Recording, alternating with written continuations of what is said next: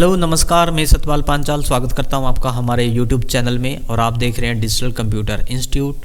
और अभी करंट में हम सीख रहे हैं बेसिक से एडवांस टैली प्राइम कोर्स। और टैली प्राइम कोर्स में अब सीखने की बारी है सर्विस ऑर्गेनाइजेशन की। अब ये सर्विस ऑर्गेनाइजेशन क्या होता है, इससे पहले मैं आपको बता दूं, हमारी अकाउंटिंग में 3 टाइप की ऑर्गेनाइजेशन होती हैं। वैसे मैं आपको ये बात पहले ही बता चुका हूँ, लेकिन एक बार फिर वापस से रिपीट कर रहा हूँ। 3 टाइप की ऑर्गेनाइजेशन होती है, ट्रेडिंग अकाउंटिंग या ट्रेडिंग ऑर्गेनाइजेशन। अब ये ट्रेडिंग ऑर्गेनाइजेशन होता क्या है, जहाँ पर आप सामान को बेचते हो, खरीदते हो। अगर आपकी ऐसी संस्था है, ऑर्गेनाइजेशन ऐसी बिजनेस है आपका, तो वो आपकी ट्रेडिंग ऑर्गेनाइजेशन कहलाएगी।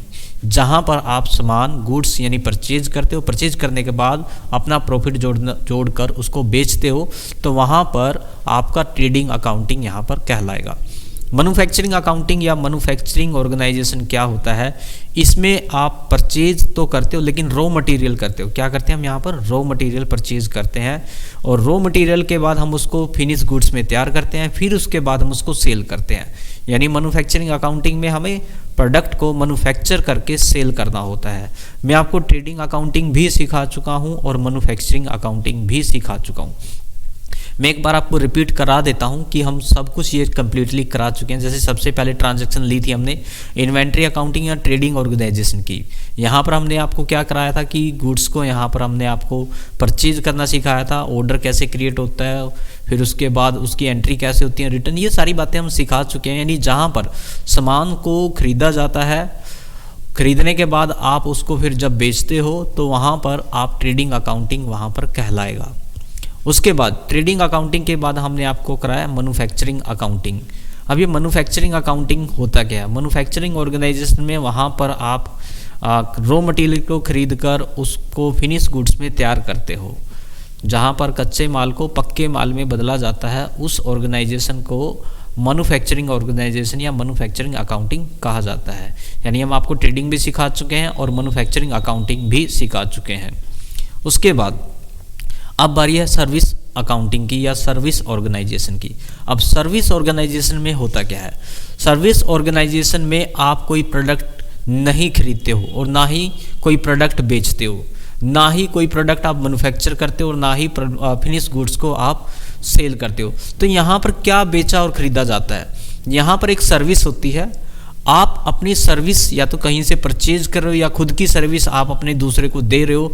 तो ऐसी संस्था या ऐसी ऑर्गेनाइजेशन जहाँ पर केवल जो है जहाँ पर केवल सर्विस दी जाती है और उस सर्विस के बदले में आप कुछ पैसा अन्य लोगों से प्राप्त कर रहे हो, तो उसे हम सर्विस ऑर्गेनाइजेशन कह सकते हैं। ऐसी कंपनी जहाँ पर कोई सामान बेचा नहीं जाता या खरीदा नहीं जाता, वहाँ पर बस सर्विस दी जाती है। सर्विस की भी बात करेंगे अभी, कौन सी सर्विस।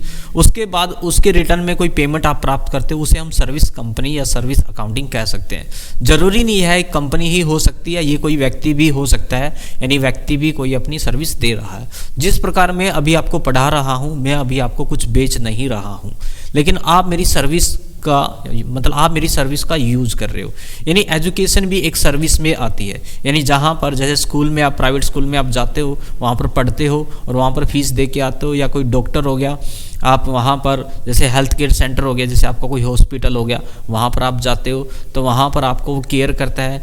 और जैसे कंसल्टेंसी सर्विस होगी, बैंकिंग सेक्टर हो गए, होटल्स एंड रेस्टोरेंट हो गए, वो वहाँ पर आपको सर्विसेज देते हैं। अकाउंटिंग हो गई, यानी कोई ऐसी संस्था, ऐसा बिजनेस जहाँ पर केवल आप सर्विसेज का यूज कर रहे हो। सपोज करो आप कोई सिम कार्ड यूज करते हो, BSNL, एयरटेल, जियो, तो ये क्या कर रहे हैं? ये आपको सर्विस प्रोवाइड कर रहे हैं, और उस सर्विस प्रोवाइड करने पे आपसे ये कुछ चार्ज ले रहे होते हैं। यानी यहाँ पर सर्विस के पैसे लिए और दिए जाते हैं।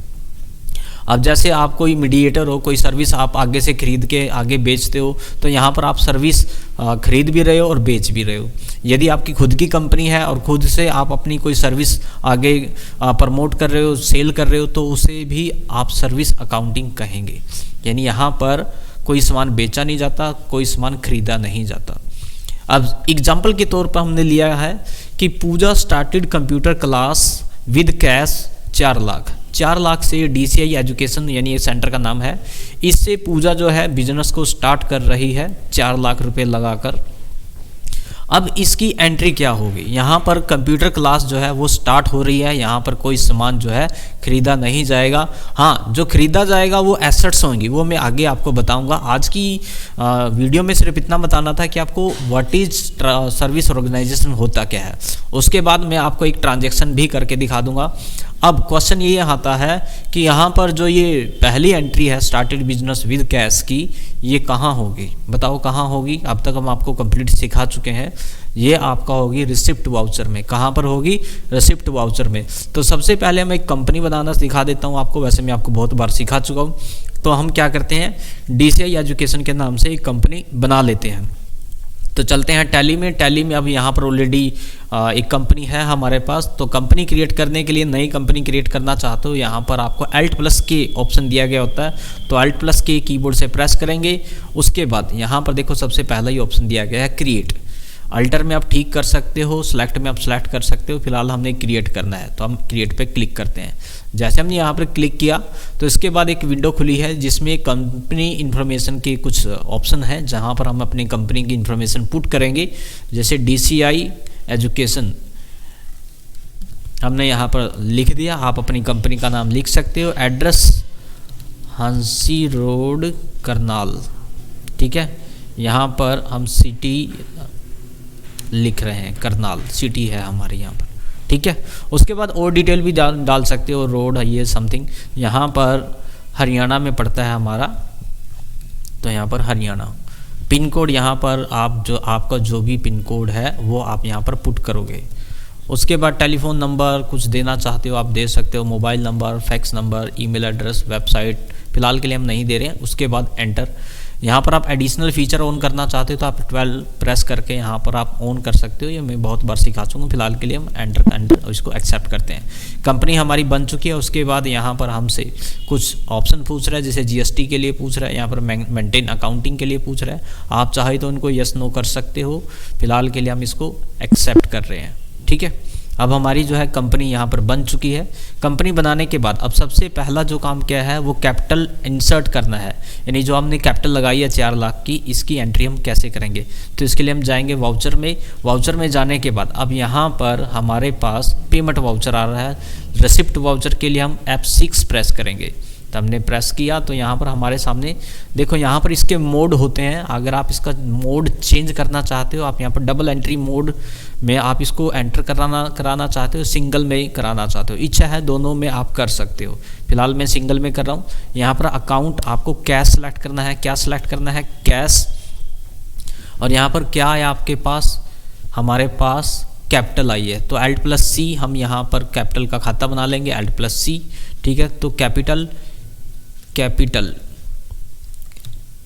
अंडर कैपिटल के जाएगा। यहाँ पर इस पे यहाँ पर जो भी आपने GST नंबर डालना पुट करना आप कर सकते हो यहाँ पर। उसके बाद यहाँ पर कैपिटल आ गया। यहाँ पर जस्ट आपने बस अमाउंट डालनी है।